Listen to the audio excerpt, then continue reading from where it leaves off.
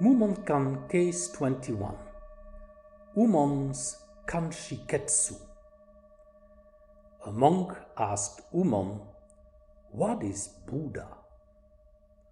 Ummon replied, "Kanshiketsu," which is a shit-wiping stick. Mummon's comment: Ummon was too poor to prepare plain food for thought. He was too busy to speak from notes. So he hurriedly took up Kanshiketsu to explain the way. The outcome is just obvious. Verse: lightning, flashing, sparks shooting, a moment to blink your eyes, and it is missed forever.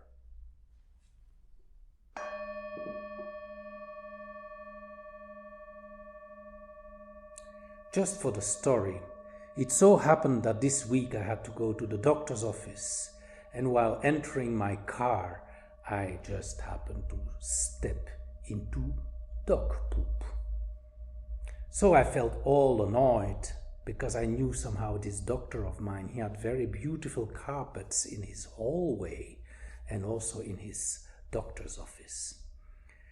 So I picked up a branch and started going through the grooves of my shoe soles to take off the dirty stuff.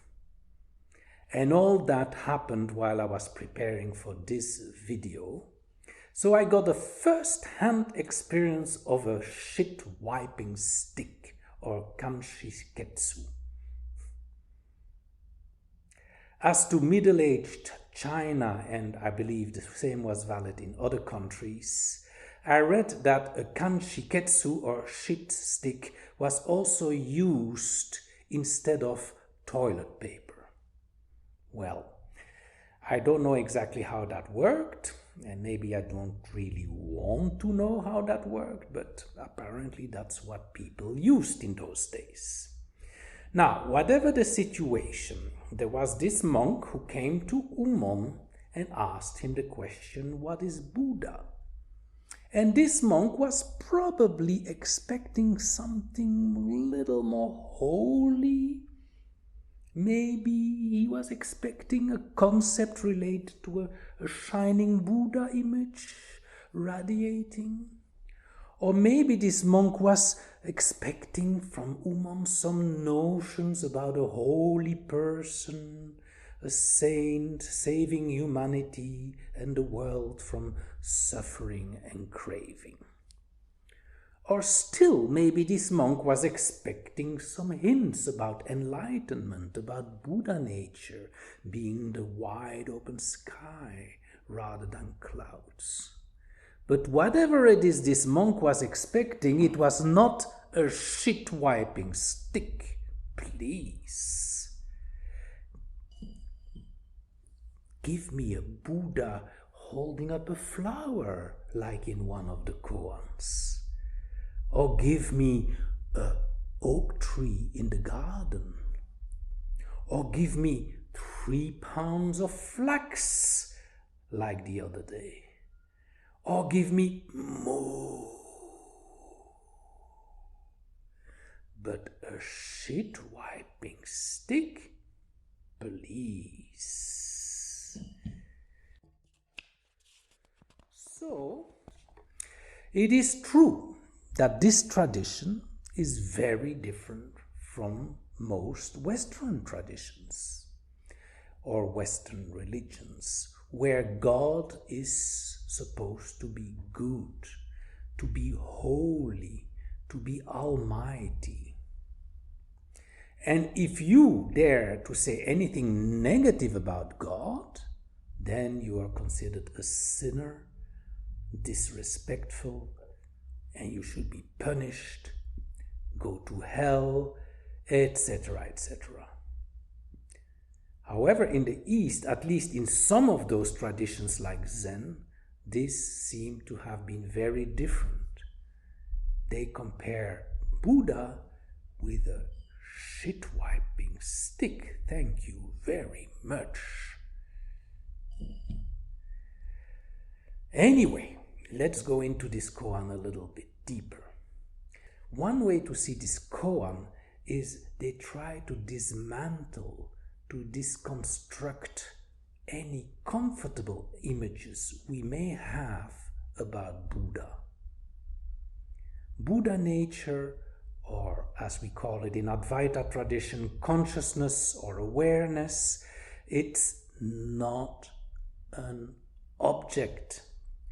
I've been saying this many times. Just like the open and wide sky is not a cloud, it's not an object. Just like ocean water is not a wave, an object.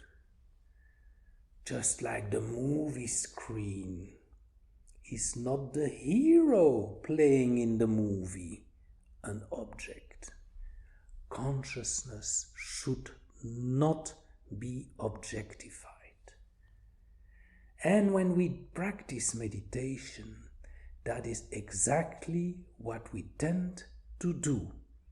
We tend to objectify consciousness. We try to objectify Buddha nature, and that in very subtle ways.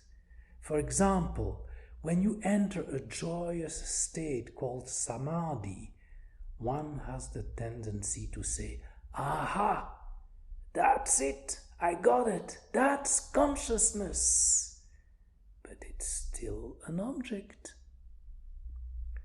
Or we hang on to some of these metaphors I've just been using, like the open sky, like the ocean water, like the screen, and again we say, got it, that is Buddha nature, that is consciousness. But then you're making again an object out of it. Or we do some visualization of an image of the Buddha or some mandala, and we make saintly pictures out of them, and then we become one with it, and we think, got it, that is consciousness. But it's again the same thing. We objectify it. Or people repeating mantras again and again, which are holy phrases, until after so many repetitions they become completely one with them. And then say, got it, that's consciousness. But again, the moment you say it, you objectify this. Even my recent metaphor about the still point in which all four-dimensional objects arise, meaning X, Y, Z, and time, all these balloon-like phenomena arising in this still point. And then we think, oh, I got it. Now I know what consciousness is. And again, it's just an objectification of that which cannot be an object.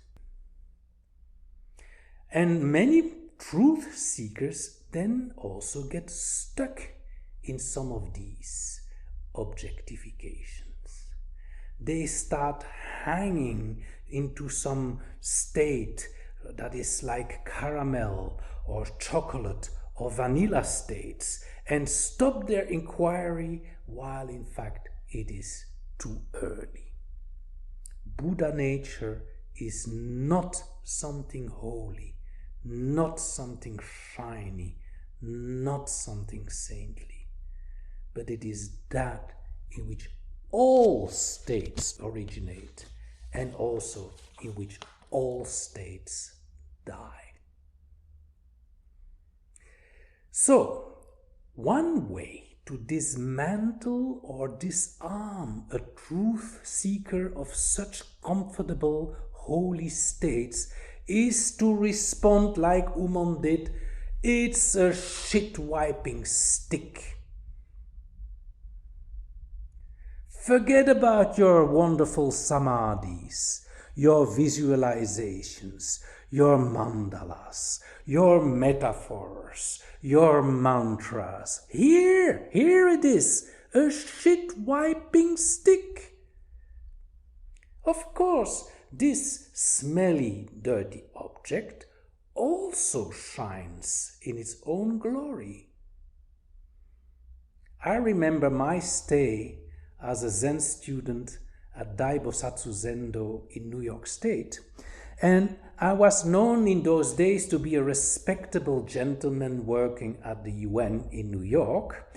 So the head monk thought it was a very good idea for someone like me to be, as a work duty, cleaning the toilets. So how did that go? Well, the first day I was kind of doing my work, cleaning the toilets like this. And what is this? Dualism over there and me over here. But after day 2 and day 3 and day 4, he became more and more just oneness. There was no more 2. Also, when we walk our dogs in the evening, what happens? I do it every evening. I let my dog out, he sniffs over here, he sniffs over there, he sniffs a little further, and he's just enjoying it. He seems to be completely one with the experience of the smell. Smell here, smell there. It also shows that all of these things of holy and dirty is all relative. Just a word of caution.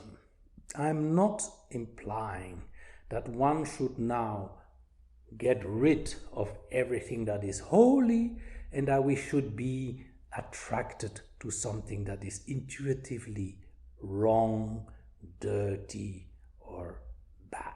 No, because that would be exactly the same mistake. It would be as wrong to become attached to a holy or saintly experience as to start getting attracted to distasteful experiences. Because both of them are objects, you see. All these experiences, whether holy or dirty, they are all happening where? They are all happening in consciousness, in Buddha's nature. So this koan is not an invitation to swap your objectifications from holy ones to repulsive ones, from good ones to bad ones. No, this koan just invites you to desist from any objectifications at all. Let's continue with Mumon's comment. Ummon was too poor to prepare plain food for thought, too busy to speak from notes, so he hurriedly took up Kanshiketsu to explain the way. The outcome is just obvious. Indeed, Ummon was in the moment and responded like a flash of lightning. Unlike me, as you see, I have prepared some notes. And I would probably fail if I were tested by Ummon. Verse: lightning flashing, sparks shooting, a moment to blink your eyes, and it is missed forever. You would stand before Ummon and imagine he would shout to you, Kanshiketsu! How would you, the viewer, respond? I'll let you come up with something. I hope you enjoyed this video, and I wish you also a very festive holiday season. And please stay healthy as much as you can.